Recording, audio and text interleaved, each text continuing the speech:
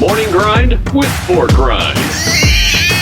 Welcome to the show. And I was saying this earlier in the week. Again, this is the first ever 2-hour edition of the program here today. We've only been an hour, so we're in uncharted waters here today, Big John. As we go 2 hours. You're going to be joining me for the first hour right here on the show, and then in hour number 2, we're going to have some special guests that are going to drop by here live and join us right outside the front door here at the pub in Ellijay. Big John, man, how you doing this morning? Everything's great, Dave. Just here, got baby duty at 11 o'clock and running some errands. Romeo's doing great. The Outlaws are doing great. Mom and Dad are doing great. So it's been a good trip. I am heading home in the morning. There you go. Yaya's going to spend the night until, I think, Saturday, but I'm headed home tomorrow and hopefully get things back to normal.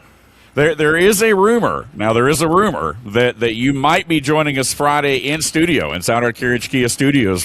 So again, hopefully we can make that happen. But yeah, looking forward to a good rest of the week. But looking forward to a great day today. A lot of things to chop up. Of course, more ninth inning heroics last night from the Atlanta Braves. Matt Olson again with the game-winning home run in the top of the ninth inning in a 2-2 ball game. Braves go on to close it out and win 3-2. They've now split the series rubber game tonight in Seattle before that trip to L.A. We're going to talk a little bit about college football. We got a lot of news and notes to share with you as far as the American Football Coaches Association, as far as some of the things that they're looking to do to get the schedule straightened out. One of the things that we've talked about a lot with college football. So we're going to go there as well. Later in this first hour, we're going to go down memory lane with the refrigerator mover as John continues to share stories from all different levels of life. And again, man, we appreciate you being right here with us on the program. Again, this Winging It Wednesday presented by your friends at the pub in Ellijay. We are broadcasting live here today in Ellijay, man, your hometown.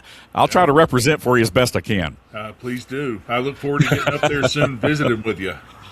There you go. Hey, again, a lot of things going on next Friday, by the way, and I do want to mention this. Again, we are going to be we're at the pub today in Ellijay enjoying $1 wings. Next Friday, a live show a little bit further south of here down in Marietta over in East Cobb off of Lower Roswell Road, Bradley's Bar and Grill. It's going to be the Bradley's Brunch and Lunch. Today we're going 2 hours. Next Friday, we're going 3 hours, baby. We're going to extend it another hour. Again, now we're not doing this permanently. Obviously, our normal weekday shows are still going to be at an hour from 10 to 11 right here on the dial. And again, the podcast version of the show every day on sportspigradio.com and wherever you listen to your favorite daily podcast on Apple and Android platforms, as well as YouTube. And if you're watching right now on YouTube, just to show that I am live, that I'm not in the studio. You know, there's this whole man on the moon thing. There's still a lot of people don't feel like we ever landed on the moon. So I do want to prove to people, I'm going to move the camera around. If you're watching on YouTube, you can see that I'm in front of a brick building. I'm moving the camera around here a little bit. I'm showing that we are indeed here at the pub in Ellijay, up here next to, I guess, what is this, Maddox Drive, I guess. Clock Tower is just up the hill. So, yeah, we are indeed broadcasting live on location here today as well, here in Big John Davis stomping ground, again, Gilmer County in Ellijay and East Ellijay. Technically, hey, temperatures today 65, cloudy skies though, and I just got the rain report, John. 100% chance of rain here in the next 10 minutes. So I'm glad I'm under a tent right now because the skies may be about to open up here in the next few minutes. But again, we are joining you live right here on location this morning, and we hope that you'll find time to drop by there. Again, so you mentioned grandbaby number 3. That's awesome. Everyone's doing well. You've kind of had a whirlwind week because it started, Friday morning, heading up the highway into Raleigh, North Carolina. You're getting ready to come back tomorrow. We'll definitely welcome you back. But, man, I'm not at that age yet where I've got grandkids, and we're getting there. We're getting there. I've got a daughter that's getting married this summer, as some of you know, and so we'll be heading up there to take care of all that. So it may be coming, within the next few years or so, who knows. But, man, they always say that there's nothing like being a grandparent. I tell you, well, this morning, they get up, they have their morning routine that I haven't kind of adhered to yet because of it's just I value my sleep since I only get 2 or 3 hours a night anyway. But they came in, they were looking through the door. I'm in the playroom because apparently I keep everybody else up snoring, but I'm in their playroom, and they were looking through the door right here, and they were just like leering and looking and grinning, and I was like, come on in, and they both come in and they just jump. right Yeah, on you. yeah. I mean, these kids, they wake up going 100 miles an hour, and but no, it is different. It's the sad part about it is, and I understand it. The sad part it is that they're 6 hours away in Raleigh, Right. Yeah. So we have to, Yeah. and It's got to be tough. And it is, and it is tough for me, and I'm not complaining. It's a little bit tough for me because I can't use my right arm. They want me to pick them up, and I can't. Yeah. And I feel bad, but I try to explain to them that Pops is hurt. He just can't do it. But we try to find some other ways. They got a zip line out back, and they're doing some bow and arrow, and so it's a lot of fun to be able to be with them. The hard part is that you don't get to see them. You kind of just wish they were next door Yeah. to be a part Right. of their lives every day. And I'm going to miss a T-ball game on Saturday, but Hester will be here for it. But yeah, it's just a different experience, and Yeah. and I know a lot of my friends who have grandkids, and we all say the same thing. It's just they're so unique, the personalities of each of them. And even Romeo is starting to get his own little personality. And I know that's Right. hard, to say after 7 days or 6 days, but you can start to see just little nuances of them. And, Oh, yeah. and then with Henry and Hudson, it's how they react around them. And so they, and they're, as they're getting older, they're starting to learn to play together a little bit more Yeah. I want to say, I guess, peacefully, or maybe just not trying to beat each other up and hurt each other. But Right. but no, it's a lot of fun. The distance is hard, but that's understandable. Absolutely, yeah, and I know that's got to be tough, certainly. But hey, you got up there in good shape. I mean, those 6 hours went by pretty quick, I think. So, for the most part. So yeah, exactly. So I'm in great shape. And I look forward to getting back. But we've got the fire pit down there for them in Atlanta, and we've got the basement all fixed up for them, so they can go down and have awesome. their own room and everything. So hopefully we'll be able to get them back down our way in the summertime.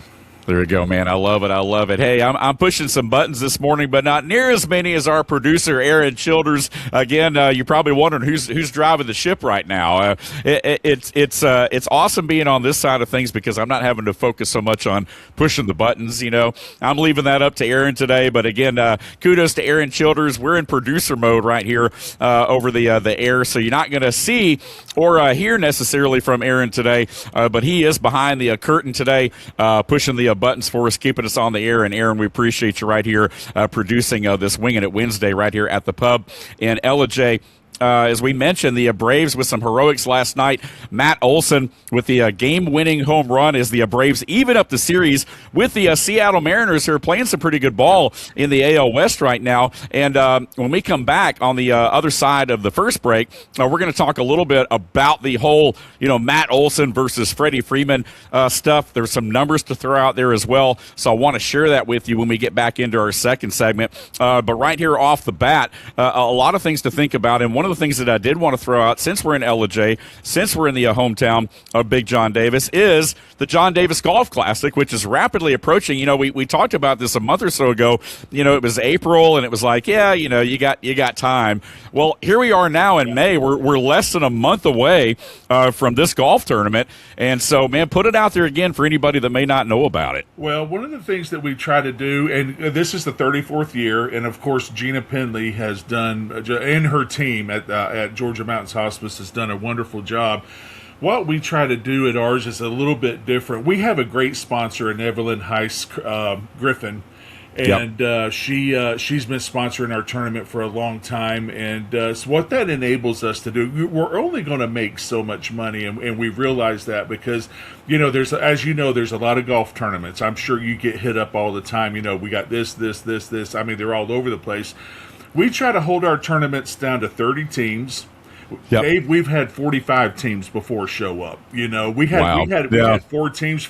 We had 36 teams about 20 years ago and 5 foursomes showed up from Atlanta, and they're like, "Yeah, we'll play." And so we're scrambling for carts. We're trying to do everything. So we try to limit it to about 30 teams. So because I like for the play to go smoothly, we've got food on each side of the 9 holes. We've got some games, interactive games that we have on each of the 9 holes on each side, and so it just moves smoothly. And And that gives me a chance to be able to go out and visit with a lot of my friends from Ellijay that I only get to see once a year, sometimes twice a year. But Gina does a wonderful job. This is our 34th tournament. We have raised a little over $1.1 million, and that is money after all the bills are paid. And so we feel very blessed that the communities, not only Jasper but also Ellijay, and then a lot of my teammates and friends from Atlanta will come up. We'll have 5 or 6 teams from Atlanta come up, but yeah, the one thing that we wanted to make sure that we were clear on is that all the money that we raised, we wanted to make sure that it went straight to the patient. We didn't want to pay light bills. We didn't want to pay salaries. We didn't want to pay gas. We didn't want to do any of that. My only ask was it go 100% towards the patient, and Gina has made it happen, and she's made it happen for many years. We started out together at White Path back, I believe, in 1993, and she's been a part of it. And I know I kid her and stuff that it runs itself, but she is she just does a wonderful job of getting it, because she also runs the Mardi Gras in February. Yes, the Mardi Gras on the Mountains event, which is awesome. Yeah, and that's another big fundraiser. So she's got kind of these back to back, and hopefully after this one, she's going to be able to take a little bit of a break. But the team is wonderful. It's and the great thing about this tournament is nobody cares if they win or lose. They're just there to fellowship, and I get to see them. I get to visit with them. It gives me 4 or 5 hours. This year we're going to have a show there for a couple of hours, or ever how long you determine that you want it to be. And then I've just got people coming down from Ellijay that'll just sit with us and just be able to talk and visit and just catch up. But I love it. It's a big. We never thought that we would ever make it this long and this far down the road, but to see the impact, and there's so many stories that I could tell you that I've heard from Gina that hopefully we'll be able to talk about at the tournament. But the stories that I hear brings a tear to your eye on how we have reached out and extended some of the patients' lives and given them that little bit more time than they would have normally had, and that's what it's all about. And I'm just glad, we came in 1993, and I said, Gina, Hester and I want to give back. It's I've been blessed. I'm playing in the NFL. We want to give back. How can we do it? She says, John, we need John. She's like, John, we need a hospice. And I said, okay, you tell me what I need to do. And she says, well, we need seed money. Our very first tournament, she told me we raised, I think, almost $70,000. Wow. And that'll be another story, because you should have seen some of the prize giveaways that we had, Dave. That's awesome. Flats of eggs. It was just, it was all over you have to get creative sometimes when you have the humble beginnings of a tournament. Especially for the first one. But it started with that seed money, and then we've grown it to the way it is now. They got a great office and complex down in Jasper. And so, it's just, I can't envision not, doing this on the first Wednesday of every June. Absolutely. So. There you go. I did mention something, by the way, the other day to Don Boggish. You had mentioned, it's also a great time to catch up with folks from Jasper and some other surrounding areas as well. And, I'd mentioned something to Don. I was like, were your ears burning the other day? He's like, why is that? I said, Big John was telling basketball stories about you. So it's always a great time to catch up with former, not only, your former pro and college, teammates at Georgia Tech, certainly, but also, again, Gilmer High School and some of of the rival teams you guys played against as well. So again, a lot of great times right there. Again, the John Davis Classic coming up June the 3rd at Bent Tree, and we'll talk more about that later on. Hey, we're up against our first break. Just a reminder, our text lines are still open, even though we are on location today. Give us a shout. Again, text us at 866-888-0744. That's 866-888-0PIG, 0PIG. That's 0744 right here on the Jasper Coca-Cola text line if you want to chime in about anything that we talk about here over the next 2 hours. Let's go and take our first break. Again, you're listening to this Winging It Wednesday edition of the Morning Rant. We are live on location here at the pub in Ellijay, getting ready to enjoy those $1 wings all day long until midnight. That's right. They stay open late right on the heels of Cinco de Mayo, again, which was yesterday. When we come back, we're going to share some more stories and jump into a couple other things right here on the Morning Rant. Stay with us.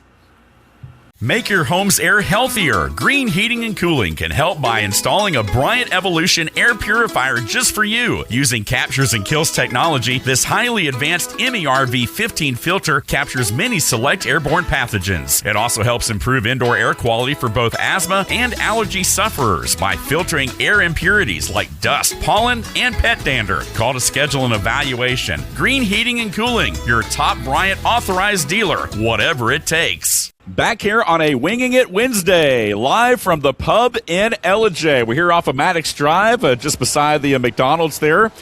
Again, I hear somebody doing some work. Oh, yeah, they got the blower out. Oh, perfect timing. They're blowing off the sidewalk. It's not the folks at the pub that are doing it. I think it's somebody next door over at Mucho Caliente over there.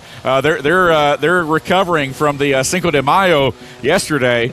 And they're out there doing the blower. Hey, dude, I might have to yell at that guy here in a second. The skies have opened up too here, and it has started raining a little bit. Fortunately, now knock on wood, it's not raining heavy. It's just it's very overcast in North Georgia today, and it is expected to rain. The severe stuff is supposed to come in later this afternoon or this evening. Predicted 1 to 4 inches of rain here in North Georgia. So again, batten the hatches. We need it. We don't necessarily need it all at once, but that's how it works in Georgia. You know how that is. It's all or none. You get 4 inches of rain. It'll rain for like a week straight. Everything gets so saturated, and then it doesn't rain again for another month. And everything dries out, and that's just the way it is. So, well, it's been nice up here, cool. It's been in the 70s, low 80s, but no humidity. And what this is making me think is that it's going to rain, and it's going to rain, it's going to rain, and then tomorrow's going to be summer, and it's going to be 95 and humid. Exactly. The end of spring, we're dead into summer. So you're right. You're right. The way that's like Buffalo. If you blink, you're going to miss summer. It's hopefully we got some more time. Yeah, it's like what week is summer this year in Buffalo? Exactly. Or Green Bay, or where that's what my family always says. What week is summer this year in Green Bay? I've literally played in a golf tournament at Jim's. He used to have his tournament the Monday before mine on Wednesday in June. I've literally gone to the golf course. My buddy Mark Butler, we hang out together, and he drives me, and we hang out all day. And literally in the morning, the sun was out. And then about 11 o'clock or so, the clouds started moving in and some wind started moving in. And then about 12:30, 1 o'clock, it started raining. And the temperature started. And by the end of the day, it was not freezing rain, but the temperature had dropped from like the high 60s to the high 40s in a matter of like 3 hours. In June. Oh my goodness! And I was I looked at him and I said, "Bro, I can't do this." I said, "Let's go." That's like climbing a mountain in Colorado. It kind of does that. You get so high up that the temperature changes 40 degrees. Exactly. Or what have you. So man, I tell you, I wouldn't like that at all. I like a little bit more consistency. And I've been to training camp in August and worn sweats. It's been cold. So it's the weather up there. As much as I love Buffalo, the weather is as unpredictable as you can imagine. Right, absolutely. Hey, we appreciate you guys being with us right here on the home of ESPN Radio in North Georgia on the SportsPig app and online at sportspigradio.com. This is our Winging It Wednesday, and John and I are pretty much winging it today here. We got 2 hours of radio for you here today. We're already a little over 20 minutes in. John joining me for the first hour, and then in the second hour we'll have some special guests joining us here right outside the pub in Ellijay. You were telling some stories earlier, and it made me think about one that popped up the other night, Friday, for some of you that know, we were broadcasting live from the Cherokee County Sports Hall of Fame induction ceremony down in Woodstock. And we were on the air for a little while, and I got to talking to a couple of guys there. Again, Scott Webb is the chairman of the board for the Cherokee County Sports Hall of Fame, and he remembers you in high school playing basketball.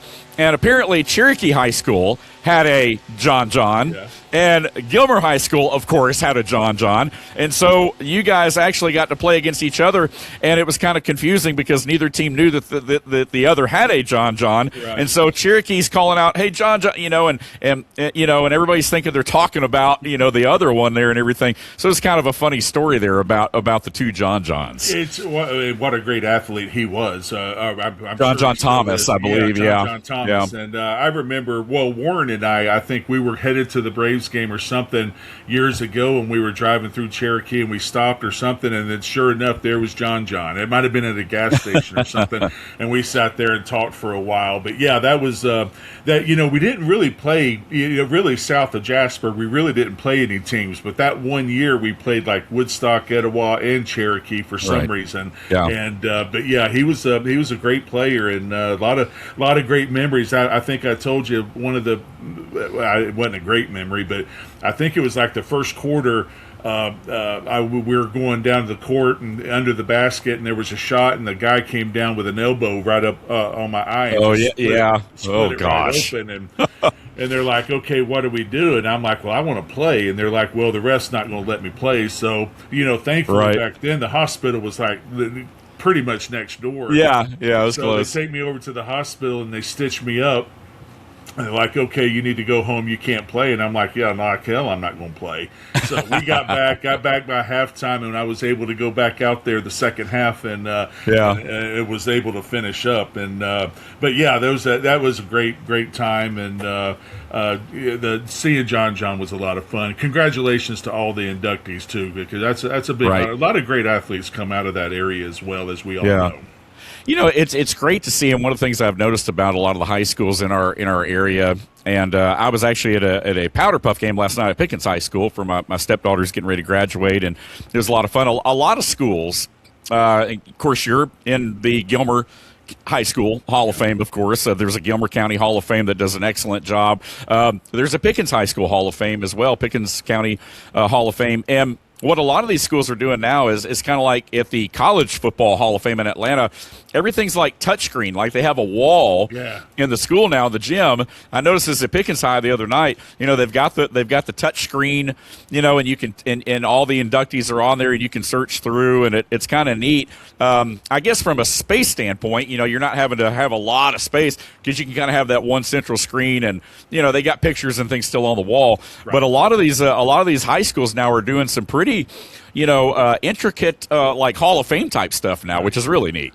Yeah. The more you can celebrate the athletes, I think at the end of the day, all I had growing up were stories, but now that they brought the Hall of Fame along and some great classes that have followed suit, and but I think it gives motivation for the younger kids, because they can see that and they can say, you know what, I want to be on that one day. And so I just think it ushers in a new generation of kids who strive to, we get them off the streets. It might be a kid that says, you know what, I'm not going down the right path. I want to follow the footsteps of, it could be his dad, could be his brother, could be his uncle. Sure. I said, I want to do this. And so I think it's nothing but positive that as much as they can, highlight things like that for the younger generations, that gives them something, because I know that I would have loved to have seen that, because even though Warren and David Tudrow and I, we were all self-motivated,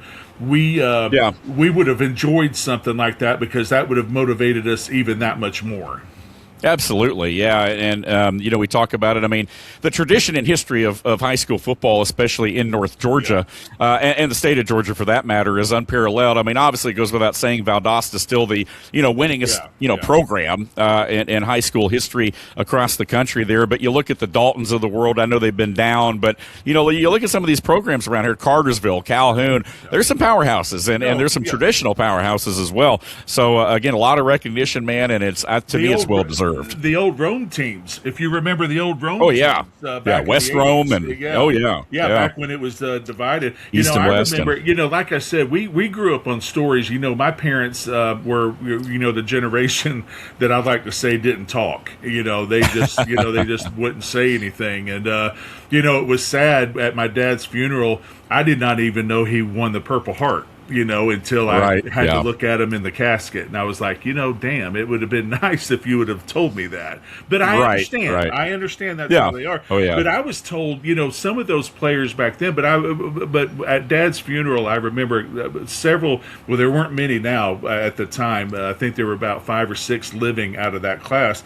And they came up and they said, dude, he says, you have no idea what type of football player your dad was. And I said, well, I'm glad you're telling me because nobody else he won't tell me, but they said that he was a fullback and a defensive end, and they said that he had like 12 or 13 300-yard rushing games. Wow. And I was like, holy cow, are you kidding me? Oh, man. And so I have to count on people like that telling me stories, of how good my dad was. And, and then obviously he went on to the Air Force and everything. But yeah, so I think the Hall of Fame thing I think it's a great tool mechanism or whatever for these young kids to aspire to be, and it makes the coach's job a little bit easier as well because they come in a lot more motivated. And I got to tell you something. I can't speak for Fannin. I can't speak for Pickens. Coach Stander's doing a hell of a job at Ellijay. He's dressing out 60, 70, 80 kids. It's just absolutely amazing the participation that he has, and he's just doing a great job. I can't wait to get to see him up in June as well at their golf tournament. So I have to think that it has to help the coaches out a little bit as well, knowing that these kids are motivated and they're not having to spend as much time doing that. Now they can start teaching and coaching. There we go. I love it. Storytelling right here on a Winging It Wednesday, presented by your friends at the pub in Ellijay. We are live on location in Ellijay, right outside the front door of the pub. Come by and see us. We'll be here till 12 o'clock today. We appreciate you guys being with us. I promise on the other side of the break, we will get to that Braves discussion, but we still got plenty more stories ahead as we go down memory lane with the refrigerator mover. Once again, our Jasper Coca-Cola text line is open at 866-888-0744. Again, we are the home of ESPN Radio in North Georgia on the SportsPig app and online at sportspigradio.com. We'll be right back. Financial scams are on the rise, and with AI, they're getting more and more sophisticated every day. If someone pressures you to act quickly, ask for secrecy, or request payment through gift cards, wire transfers, or cryptocurrency, stop. Legitimate financial professionals don't rush you or demand unusual payment methods. Before you send money or share personal information, slow down and verify. Protect your future. When in doubt, ask questions. If you're suspicious of a scam, call the team at Foundation Wealth today at 706-278-0214. It is a Winging It Wednesday right here on the Morning Rant. Dave Garner alongside Big John Davis as we chop up another midweek sports world. And again, a lot going on, as we always say. But the Braves last night with some more heroics. Matty Ice. When you think of Matty Ice, who do you think of? You think Matt Ryan, right? No longer. No. The new Matty Ice in Atlanta is Matt Olson. Again, he showed it again last night, a ninth-inning home run. He has been clutch this year. We had a conversation last week with our Braves insider, Will Cooper, and he put it out there. He said, look, for all of you missing Freddie, I understand it, but as a fan base, we've got to get past the whole Freddie is better than Matt thing. Matt Olson now is doing more for the Braves lineup right now, he felt like, than Freddie Freeman would be doing necessarily for the Braves. And I can't argue with him, and you can't. We have a saying around the office that the box don't lie, right? The numbers don't lie. When you look at what Matt Olson's doing right now, he leads all of Major League Baseball in WAR WAR, which means, their contribution to the game. There's that plus minus. These are some next-gen stats.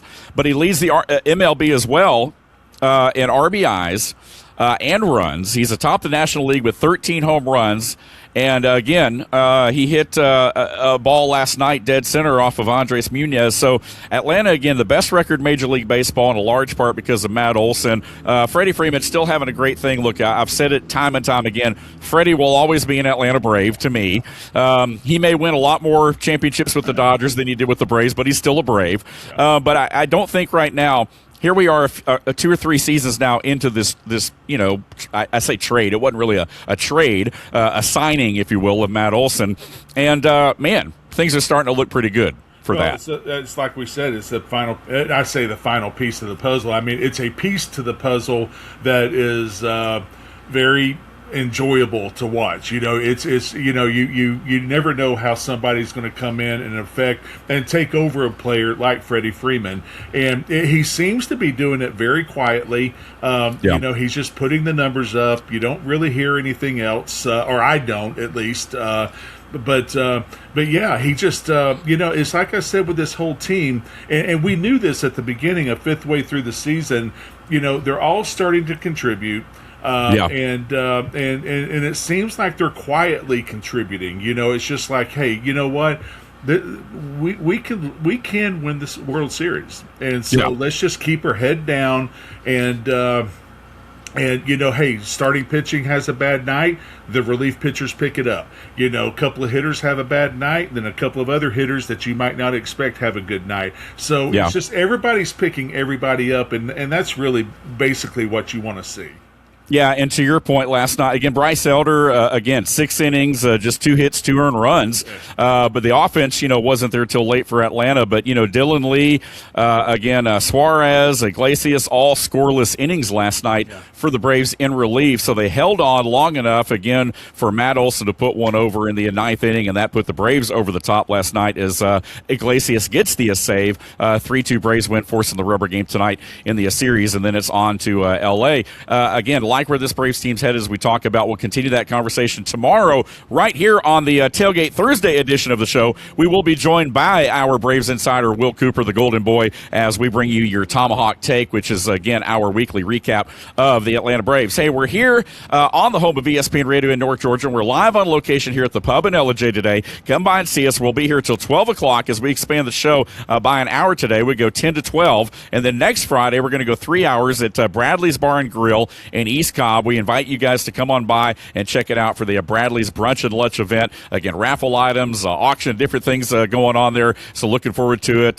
Some stuff to benefit some local area charities, which we'll talk a little bit more about as well on Friday when Big John joins us again in studio. And again, the Jasper Coca-Cola text line is open, 866-888-0744. Once again, that number is always 866-888-0744. We appreciate our friends BJ Jones and all the folks at Jasper Coca-Cola for jumping on board with us and being a part of the morning ramp. Let's switch gears for just a minute. You and I were talking before the show today about the American Football Coaches Association basically getting together and trying to fix the scheduling of college football, because right now it's a mess when you talk about transfer portal versus bowl games, eligibility, this sort of stuff right here. People are opting out and everything else. So again, some notes and different things coming across the wire. Kind of wanted to dive into that with you for just a second. Yeah, and I looked at it. I was up, this morning, I guess around 1 or 2 o'clock in the morning, looking at it. It sounds like some of the adults are starting to finally come into the room and kind of take over the discussions of what's going on. Again, as you and I have talked about, about the NCAA and the money and that's involved with everything, they have somehow figured out how to propose a way to get 24 teams into a playoff system, right? As part of the let's be reminded of the player safety and blah blah blah, which we don't really think that they care a whole lot about that. But they made some good points. They want to start the season earlier. They want to take away one of the bye weeks. They want to move the and I remember, and Dave, tell me if I'm wrong, but I always remember the Army-Navy game being the first Saturday of December, but it seems like the last few years it's been the second Saturday because of the conference championship games and stuff. So it sounds like that they're wanting to move that back to the first Saturday, and they're also proposing getting rid of the conference championships, which I think you and I might agree that might not be a bad thing, because as many coaches have said, the conference championship can only hurt us; it can never help us.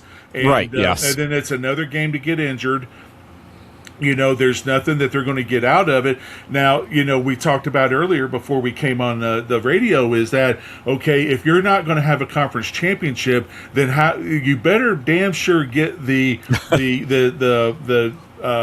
playoff, or not the playoff, but the tiebreakers right. You better get it right, because last year in the ACC we had two middle of the road teams play for the ACC championship, and of course Georgia Tech, they flubbed it at the end. All they had to do was either beat NC State or Pittsburgh, and they would have been in it, but they didn't do it. But you're putting in Miami wasn't in it, and they played for the national championship. So you better get your tiebreaker situation taken care of before you do this. And then also, I like what they tried to do is to try to align it with the transfer portal. Yep.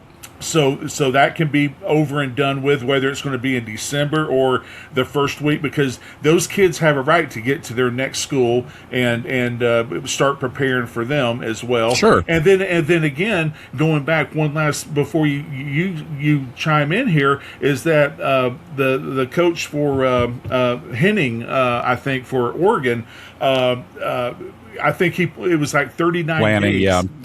Lanning, it was like 39 days, but from the conference championship to his first playoff game.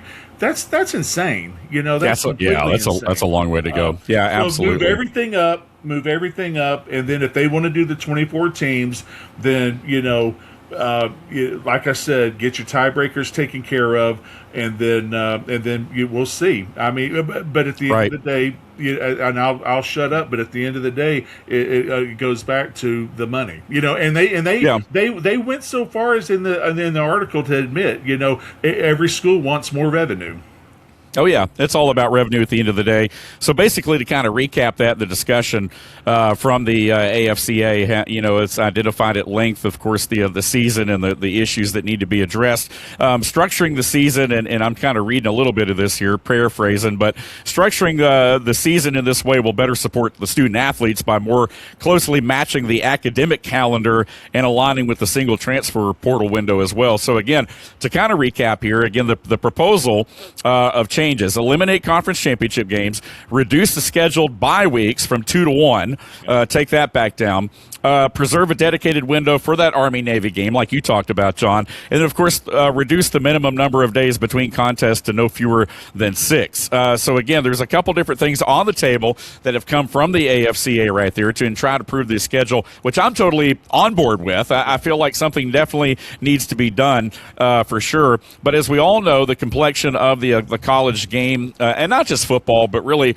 all the sports has changed now, and it's the way it is. I mean, I've talked to several coaches. I'm sporting a Valdosta State shirt here. Even at the D2 level, talking to the coaches, they're like, look, it affects all levels of football in sports. It's not just D1. Right. That trickles down to D2, D3, and everything. If you're not living in the portal and you're not living by the new way, then you're falling behind, and so whether you like it or not, that's not the question. If you don't embrace it, you're not going to be successful, and we're seeing that with Dabo's, Sweeney, and some of the world, trying to make the commitment to not go into the portal. Well, you see what's happening, right? Sure. Yeah. No. Yeah. He's 2-3. He's put himself behind the 8 ball, and it's like Brent Key said at his post spring practice news conference. He says, what's nice about today is that I get to have exit meetings with my players, knowing that they're not going anywhere, knowing that they're going to be coming back in the fall.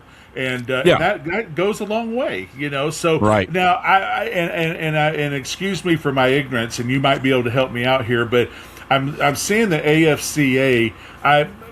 That's a different entity than the NCAA, correct? Correct. Yeah, that's the Coaches Association. Okay. Basically, they have their own kind of union, if you will, or what have you, organization. Yeah. Okay, that's what I thought, just to make sure.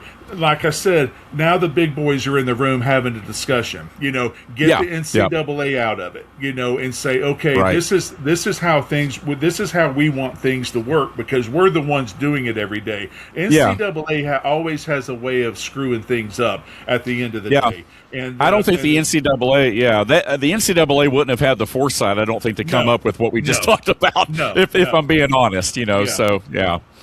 Yeah. So I just think they're there, and it's like Warren and I had talked about year after year. It seems like when this playoff started coming in, what we would have liked to have seen is like a CFB, College Football Association, or CFBA or whatever. AFC or the AFCA is, to me, is the right, obviously the right way to go, because.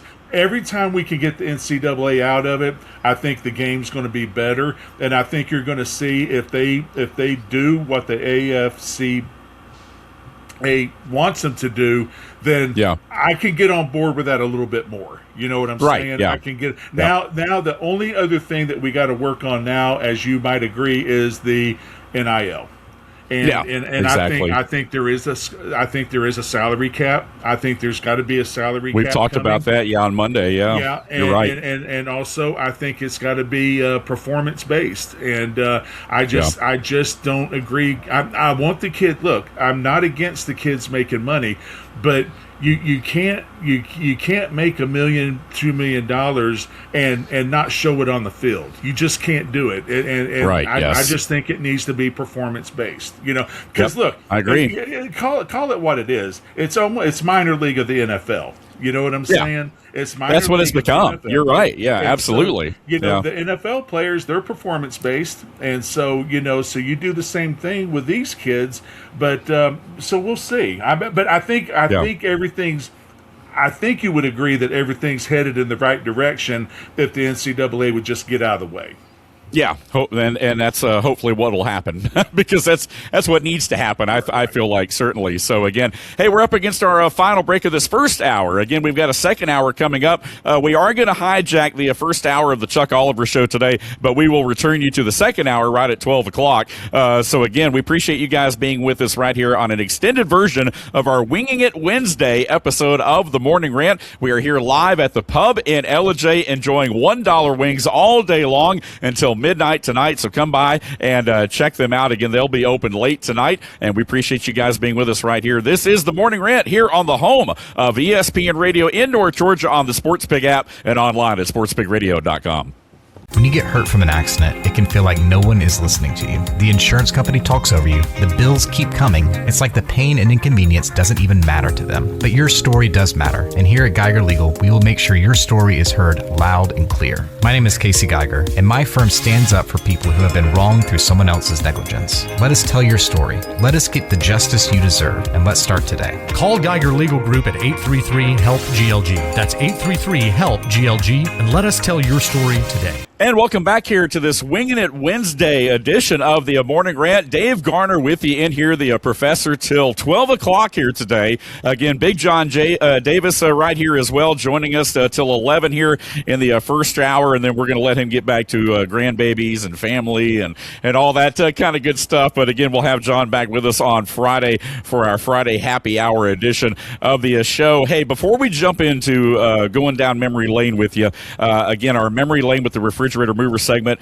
I did want to kind of talk. We were talking about some college football and some things from the coach's standpoint and the NCAA standpoint, but I did want to kind of revisit something we talked about the other day real quick. We were talking about your bull take was talking about the SEC conferences top to bottom, this, that, and the other, and I wanted to give you a chance to clarify because you and I were talking away from the show a little bit more about that, and basically saying, hey, look, on any given day, anybody is good enough to win a game or what have you. So again, I kind of want to revisit that for just a second too. Yeah, and I completely flubbed that up the other day. What I was talking about more than anything is that the ESPN has their biases against the SEC or with the SEC and Big Ten. Yeah, right. As well as I do, at any given day, number 12 can beat number 1. any given day. Okay, so and then the coaches come in and say, yeah, we get beat up. Our conference is great from top to bottom. Well, let me just tell you this. 9 times out of 10, Vanderbilt's not beating Alabama. Right. 9 times out of 10, Ole Miss is not beating LSU. Or 9 times out of 10, Arkansas is not beating Georgia. And we all know that. And now, some of those teams, yes, they have gotten better. But don't sit there and fool yourself that the bottom 5 or 6 teams of the SEC are anywhere comparable to the top 5 or 6 teams of the historically, the SEC. yes, correct. They're not, and so my whole point is that ESPN inflates their top 25. I mean, I've just saw the not too soon top 25, and I think there's 11 SEC teams in the top 25. Right. And, wow. I mean, and I'm just like, really, this is such a joke. But so that I wanted to clarify that. Thank you for reminding me because, again, yes. Yeah, I mean, what is it? A squirrel's going to find a nut every once in a while, but he's not going to find one 9 out of 10 times because it's just not going to happen. And I get a kick out of the SEC fans because they go around sticking their chest out, and then when they do bad in the bowl game, it's like, well, we beat each other up during the season, and they weren't motivated. And they weren't motivated to play. Shut up. You don't have any dog in this fight anymore, so you lose all credibility. So I love it. Oh, thanks for letting me get that off and stating because I'll die on that hill and my best friend Warren will live on it because he believes the exact opposite than I do. I tell you, I can't wait to get him on the show because, that's going to be a hoot when we finally get you guys together right here. Hey, we are live in Ellijay right here at the pub in Ellijay. Come by and check us out. We'll be here till 12 o'clock today. We're going to have a couple of guests join us in this next hour as we go till 12 o'clock today. John, you and I, kind of a traditional 1 hour here. Again, our text line is always open at 866-888-0744. I need to check and see. There might be a couple of comments on there. I haven't checked here in a few minutes. But, again, time now for a weekly feature that we like right here, and we do it every Wednesday. Let's head down memory lane.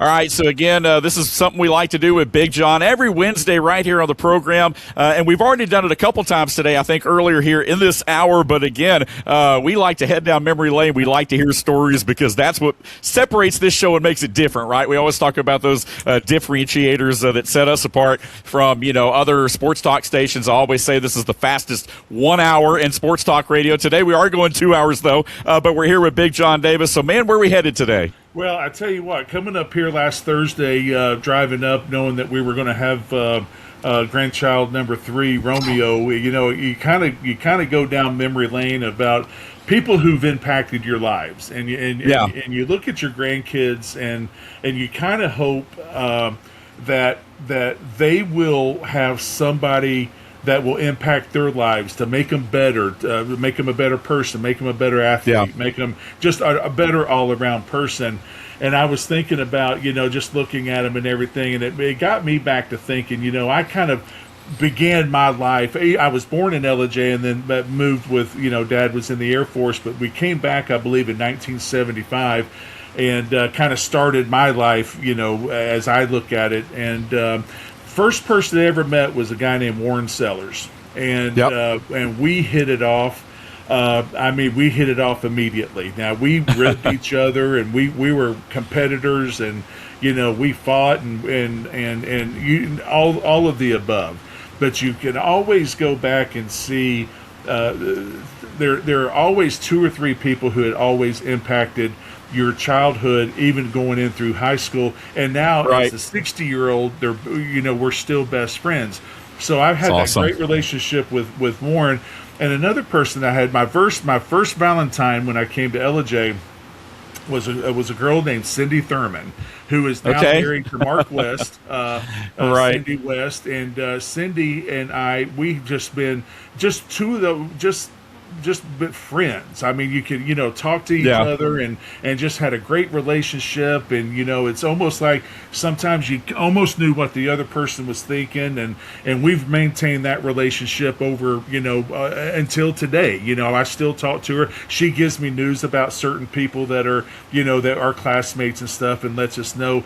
But as we went through elementary school, I give 3 people credit that made me who I am from an age perspective of my age. Now, you take Mr. Rainey, he's completely different because he had more impact on my life than just about anybody else, and my coaches.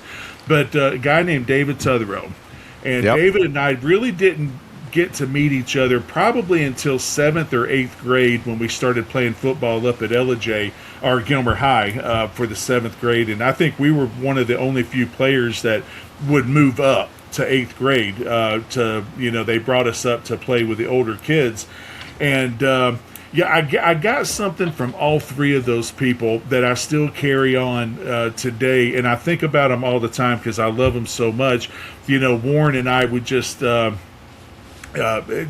the competitiveness of Warren and us doing, basketball all the time. And of course, he didn't play football, so it was kind of fun for me because it was a basketball situation. And then I'll tell you what, I've never been a tougher SOB than David Tutherow. I mean, the guy slices his hand open one game. I believe it was our senior year against White County, and they're like, you got to come out of the game. And he's like, hell, I'm coming out of the game. And they taped it up, and they said, okay, we just got to tape it up every time you come off because the blood was just coming out of there. Oh my gosh! But David just went, and I had a chance to talk to David yesterday for a few minutes, and I'm going to get to see him at the golf tournament. But it's amazing, and this is what you wish for your grandkids, and this is what you wish for your kids as well. But it's amazing how 3 people through your entire life can impact you and stay impactful with you through your whole life. That's true. That's very true. I can grab something from each one of them that has made a positive impact, positive influence out of my life that I will forever be grateful to have that. And at the end of the day, that's what you want our kids to have. And at the end of the day, that's what you want our grandkids to have. And so as I look at these 3 grandkids, I can only hope that as they get older, that they'll be able to meet that 1 or 2 or 3 people that's going to be a positive impact on themselves for their whole lives. I love it, man. I love it. I promise I heard every word you said, but it is pouring down rain out here. And so I was having to move some cords because I was looking down as you were talking. I noticed we had some exposed outlets, and I was like, oh, yeah, and I don't want to electrocute myself. Yeah, exactly. But no, I mean, great stories, great lessons. We always talk about the fact that, you tend to, as you get older, you tend to only carry so many people with you into the next phase of life and the phase after that and so forth. And now that, when you get in your 50s or 60s or what have you, you don't hang out with everybody in high school that you hung out with, right in high school anymore. So you tend to carry a few with you, maybe a couple, if that. And that friend group tends to shrink, and then you become friends with, your kids' friends' parents, and because you're at the ballpark together and things like that. Right. So it's awesome when you're able to make those kind of lifelong friendships that stick. You've definitely got a few of those right there, and there's a lot of lessons to learn about that as well. So, man, I love it. Well, and they also say you can count your best friends on your one hand. I'm fortunate because I can count my best friends on both my hands because I have. There you go. I've got 2 guys in Buffalo who I cherish, and they're dear friends of mine, Mark and Jim, that I always talk about. And then, we have our teammates at Georgia Tech, and that they're always going to be brothers. We're always going to have a bond together. But these 3 people, these 3 are the ones that I have no doubt if you needed them, they'd be there for you in a heartbeat. And I love it. And that's hard to find, to be honest with you. That really is hard to find for sure. So, again, great stuff right here. Once again, going down memory lane with the refrigerator mover, Big John Davis here on a Winging It Wednesday edition of the Morning Rant. Again, hour 1 now in the books. Big John, we're going to let you go, man. We appreciate your time once again and bringing it, as always, right here on the program. Great to see you, pal.